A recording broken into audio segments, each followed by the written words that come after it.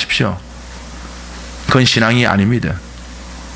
나라 전체적으로 법으로 바뀌는 건 어쩔 수 없지만 여러분이 개인적으로 여러분의 직장생활 속에서 무엇인가를 특혜를 기대한다면 그건 신앙이 아닙니다. 은혜는 이를 대체하지 않고 근무일 수가 줄어드는 자기에게 특혜적인 것을 마치 신앙에 대한 보답으로 생각하는 순간 모든 걸 상대화시켜버린 것입니다. 오히려 사람들이 싫어하는 그것일지라도 절대자 앞에 선 자세가 무엇인지를 잊지 않는 것, 그게 신앙입니다. 왜 그럴까요?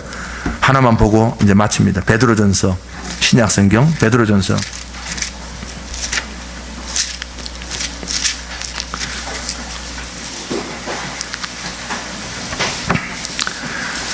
신약성경 베드로전서, 제가 가진 성경으로 378쪽입니다.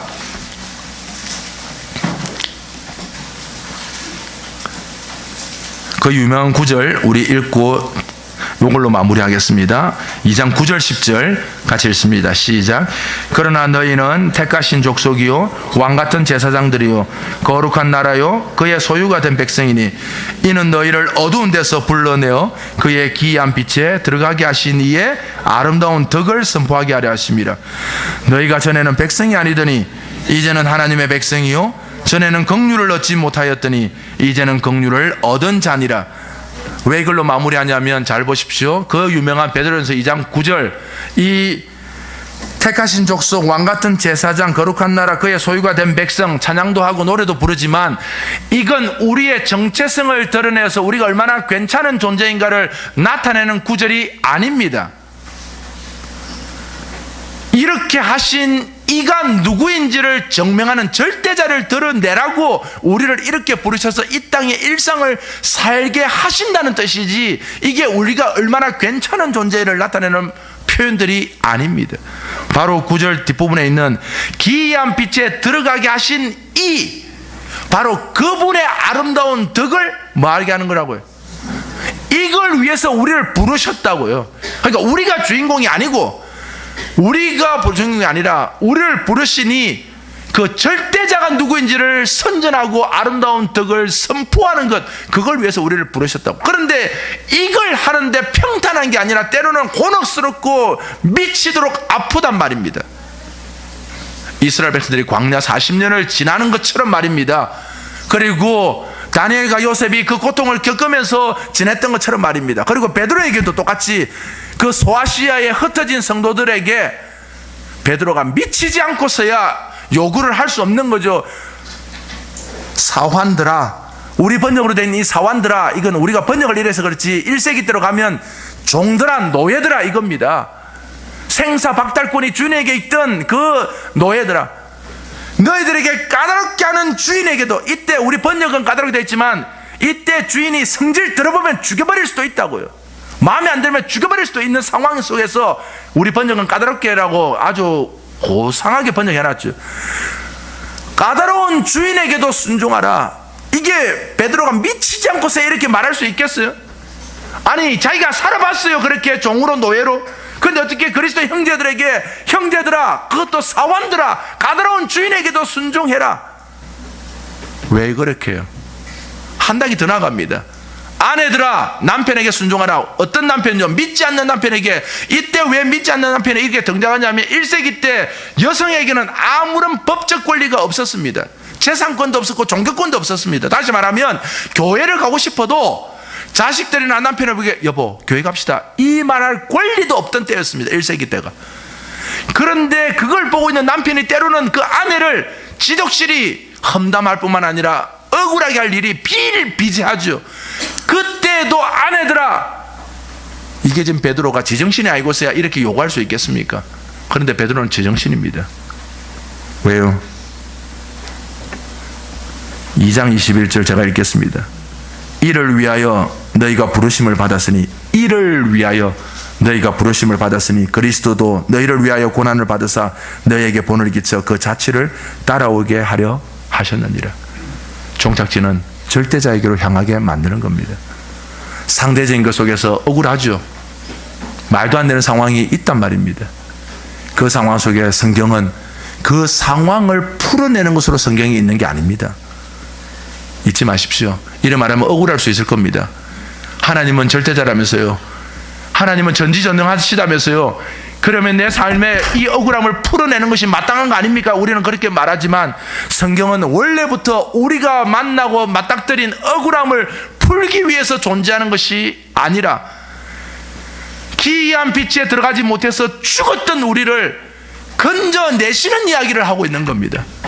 그리고 그 삶 속에 때로는 우리가 이해할 수 없는 억울함의 그 상황들 있을 때에 절대자에게로 얼마나 달려갈 수 있는지를 성경은 우리에게 가르칩니다. 그래서 욥이 있고 이스라엘 백성들의 그 아우성들이 있는 겁니다. 오늘 택하신 족속 왕같은 제사장 거룩한 나라 그의 소유가 된 백성 여러분, 저와 여러분을 부르신 이유는 딱 하나입니다. 바로 우리를 부르신 이의 아름다운 덕을 선전하고 선포하기 위해 부르셨습니다. 이 일을 위하여 부름받은 걸 잊지 마시고 이번 한 주간 때로는 우리가 다 이해할 수 없는 정말 황당한 일이 있을 수도 있을 겁니다. 그 상황 속에 견디어 내십시오.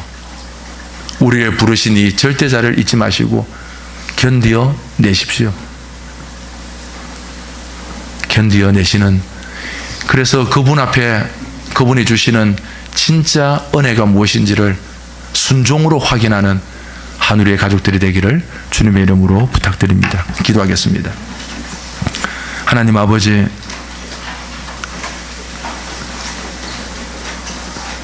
이스라엘 백성들은 끊임없이 요구했습니다. 수박하고 거칠은 광야길에서 떡도 있어야 되고 마실 물도 있어야 되고 옷도 있어야 되고 신발도 있어야 되고 밤에 추위를 막는 불도 있어야 되고 낮에 뜨거운 햇빛을 막는 그늘도 있어야 되고, 맞습니다. 삶을 살아가는데 그런 울타리들이 왜 필요하지 않겠습니까? 그래도 가난한 것보다는 조금 부유한 것이 낫고 못 배운 것보다는 그래도 좀 배운 것이 나아 보이는 이 땅에서 우린 끊임없이 하나님 앞에 그것이 있으면 좋겠다고 기도하고 요구합니다.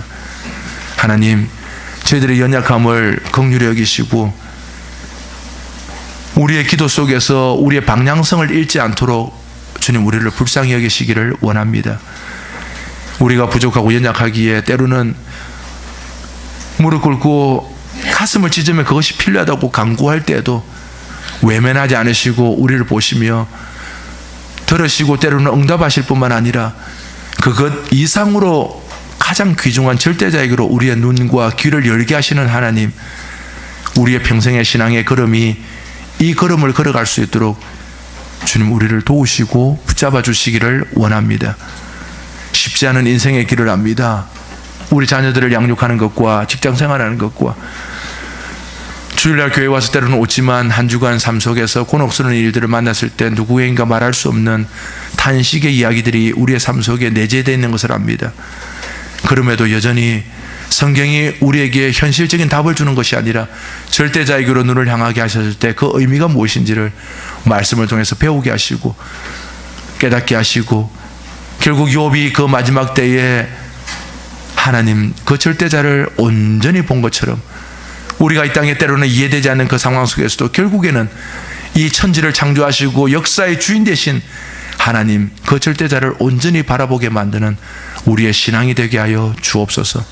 감사합니다. 하늘의 모든 성도들을 붙잡으시고 특별히 아이들을 축복하셔서 때로는 말도 안 되는 이 시대 속에서 그러나 여전히 하나님이 주인이시며 역사의 주관자이시고 이 세대 가운데서 여전히 선한 분으로 역사하시는 하나님을 신뢰하고 마땅히 걸어갈 길을 걸어갈 수 있는 우리 청년들과 자녀들이 되도록 건강과 믿음과 지혜로 축복하여 주시옵소서.